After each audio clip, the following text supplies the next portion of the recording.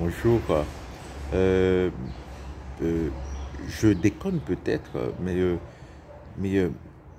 je, mais je pense que l'Église anglicane, qui n'est quand même pas petite, hein, c'est au moins 150 millions de chrétiens. Euh, j'ai toujours eu... Alors, c'est pas quelque chose de nouveau, hein. J'ai vécu en Angleterre et j'ai vu la beauté, hein, de la tradition anglicane, de la High Church, qui est, qui est, qui est proche de l'Église catholique, hein. Et, euh, et aussi aux États-Unis, lorsque l'Église américaine a failli mourir, hein, a failli capoter, c'était avant l'arrivée massive de migrants espagnols, eh bien, ce sont ce qu'on appelle les épiscopaliens, les anglicans américains, qui ont sauvé l'Église américaine, hein, parce ils ont laissé l'Église anglicane à l'époque, parce que l'Église anglicane avait autorisé les prêtresses et les femmes évêques. Donc, et à ce moment-là, il y avait dans l'Église catholique les scandales euh, de, euh, d'abus sexuels sur les enfants. Et c'est la providence, hein, qui a aidé l'Église catholique, hein. Parce que sans cet influx de, de, de, de, de, euh, de fidèles anglicans, eh bien, peut-être que dans beaucoup de régions des États-Unis, hein, l'Église catholique n'existerait n'existerait plus, hein. Et juste de manière tangente, hein, par exemple, lorsque vous prenez les endroits où il y avait beaucoup d'immigrés, hein, d'immigrés haïtiens, jamaïcains, dominicains, ça veut dire de l'île de la Dominique, de Sainte-Lucie, euh, certaines banlieues comme ça, working class, petite classe moyenne de New York, eh bien, les églises ferment. Les églises et les écoles paroissiales ferment. Parce que ces gens-là, eh bien, qui étaient...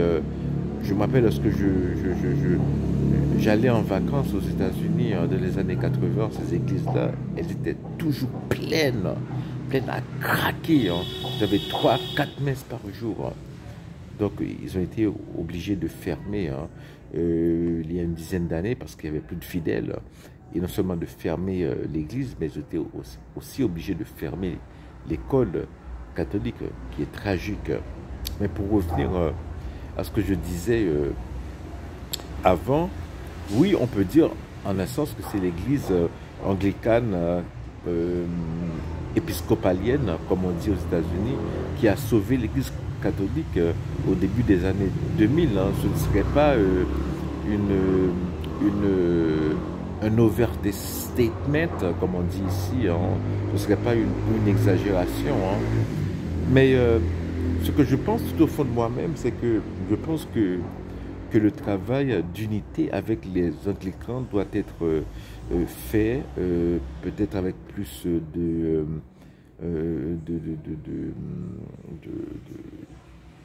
de peps, hein, de, de volonté, parce que, bon, d'abord, les deux églises se sont séparées pour des raisons politiques, hein. C'est ça, hein. Donc il n'y avait pas vraiment de problèmes doctrinaux. C'était bon, Charles VIII qui voulait avoir qui voulait divorcer, hein, bon. Et alors, il y a eu au cours des ans, et bien entendu, il y a eu des changements, hein. L'église anglicane, la Low Church, est bien devenue très protestante.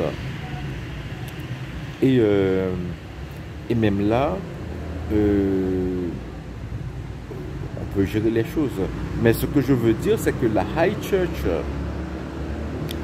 il y a beaucoup de gens dans la High Church et qui suivent la High Church anglicane, eh bien, qui sont proches, alors qui sont proches du catholicisme, hein, et qui euh, euh,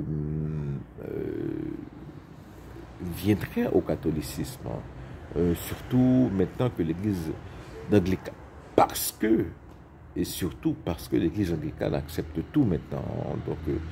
Donc c'est comme une sorte de, ce qu'on appelle aux États-Unis, on appelle ça l'église des Trinitarian Church. Donc si vous voulez accepter tout et son contraire, eh bien, il n'y a qu'à joindre la Trinitarian Church aux États-Unis, et vous êtes safe, hein. Donc il croit tout et son contraire, hein.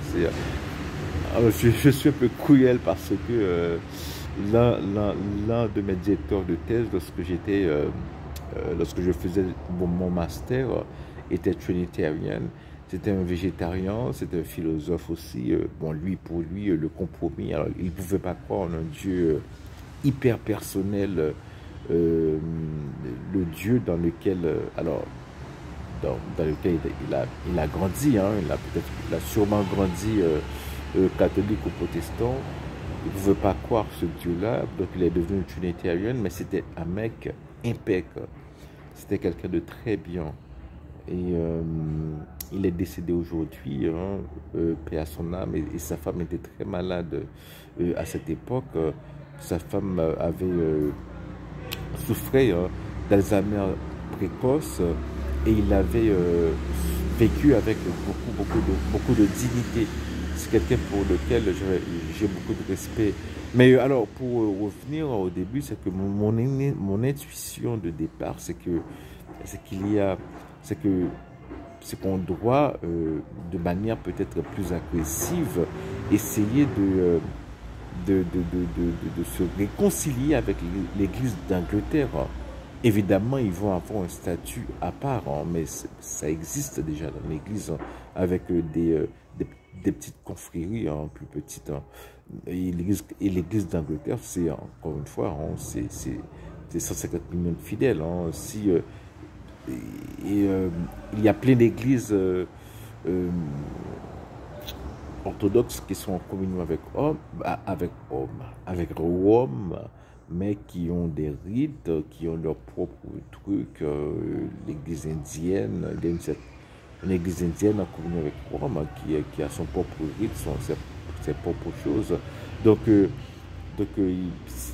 lorsqu'on aura trouvé la formule, hein, pour rattacher officiellement l'église d'Angleterre avec Rome, et rendre licite et valide leurs sacrements, et les rattacher officiellement à l'église de Rome, je parie qu'il y aura une grosse fête au ciel. C'est pas que c'est nécessaire, hein, c'est toujours la fête au ciel, mais bon, peut-être que là encore que Dieu fera une petite exception et fait encore une plus grosse fête. De toute façon, I love you, je vous aime tous, et j'espère qu'on continuera le journey together. Je suis obligé de parler globish, hein, maintenant que je voyage pas mal. Bon voilà, bon dimanche et à plus, au revoir.